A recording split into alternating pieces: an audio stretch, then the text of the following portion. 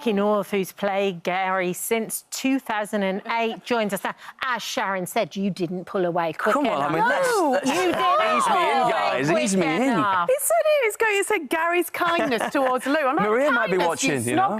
You did. I feel like you're being bombarded already. I agree. But, you know, but thank you for having me along. It's been a turbulent couple of months, hasn't it, for him? Absolutely, yeah. You know, the couple from hell, as they've been billed, have rocked up to Weatherfield and certainly ruffled a few feathers, yeah. I think I've never known a reaction... Ruffled more than that, She did. I've never known a reaction to two characters like they got, you know. Someone even stopped me on my morning jog to tell me to sort Mick out really? A few weeks ago, yeah, so it's definitely caught on. Yeah. Oh, so what's going to happen between you and Maria, then? Because she's driven a wedge in between you. Yeah, well, this is it. Obviously, Gary's walked out, essentially, and has gone missing. And then we find him in the hospital bed, not knowing what's happened. We know that. You have to be so careful, though, because she is known as the Black Widow in the cast. Maria. Isn't she? Maria. Yeah. If you get paired with her, you usually end up killed off. Wow. This is it, yeah. So I think I'm about 5 or 6 years and counting, so I've probably got about 6 months left. Or maybe a few hours left, you never know. Her insecurities came to a head, though. There was a little glimpse in that little catch-up of her flying through the table, the coffee table, Maria. I mean, what was this scene like to film? Yeah, this was great. Actually, we really struggled to keep a straight face during the bit where Jack Shepherd, who plays David, walks in and finds that his favourite coffee table has been destroyed. And if you look carefully, we're all probably giggling away. It was a classic David Platt scene, definitely. Yeah. They just rebuilt it after the fire. I know. She sends her through, but I can't really blame her. So were you in a coma? Yeah. When you read the script, were you like, oh, this will be a nice, easy gig for a couple of weeks? I thought, just, like, hang out for a bit? Yeah, I thought, you know, go to sleep at work. Fantastic. How wrong I was. You know, we're trying to... Everyone can try this at home, by the way. If you try keeping your eyes shut and looking like you're in a coma without your eyes flickering is harder than it sounds. Because they involuntarily move around. Yeah, absolutely. So it's like the director going... Can you, Mikey, stop moving? Can you just keep your eyes still? I'm like, I'm trying.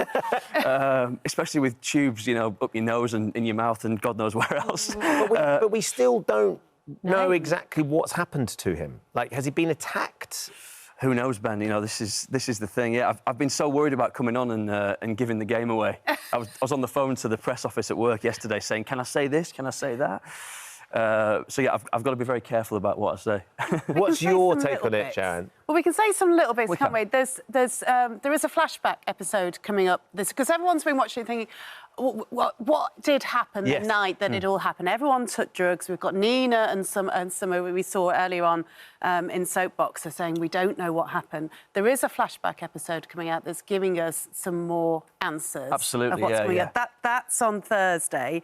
But also there's going to be a mystery woman at his bedside. Exactly, yeah. There's lots going on, and I think all's going to be revealed in that flashback episode, and we'll see what actually happened to him. But I guess, you know, it could be anyone. But there is a mystery woman at his bedside. Exactly, yeah. Maybe someone we haven't met yet. Maybe it's Pat Phelan in a dress. Oh, maybe he's come back from the dead. Deflecting so well. Someone we haven't met yet. Well, it's quite odd because he's also being called Chesney. Yeah. So the person at his bedside has given his name as Chesney. What? Thoroughly yeah, exactly. Now. The plot thickens, but I'm sure that all will be revealed in due course. Which is quite odd because you're actually called Chesney. Oh well, this is the thing. I mean, I'm not sure whether this was the writers sort of trying to play with me or something, but it's an on-running joke that my nickname's Chesney. You know, it always has been. People who maybe watched the show 20 years ago and then turned off think that Chesney grew up to be me when they see me on there now. Why did just the similarities, and obviously we have similar colouring, ginger hair, and we even actually shared a dressing room for 15 years together. Did you? So it's like they like to congregate the gingers together. And I once, many years ago, this must be going back 20 years, but I auditioned to play Chesney's brother, who came into it very briefly. As a soldier, I think it was. I auditioned, I was a little bit too young, and hence that was my introduction to the Coronation Street casting team. So, but it got you in, and got you the me role. in, and Gary Windass is here. Oh, look, there you go. Is this your first appearance we're just looking at? Oh, my days, look at that. Look, there's Chesney all grown up. Yeah.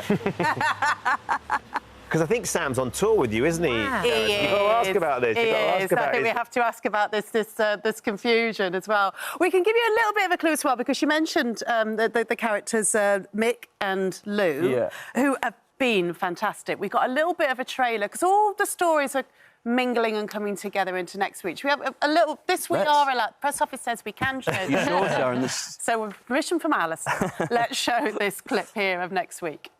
Are you have to? I'll sit to you. You might not be the right people for Joni and Shanice. How was you meeting your dad, Broder? What's the plan? I think I might find Mick. Factory, Coronation Street.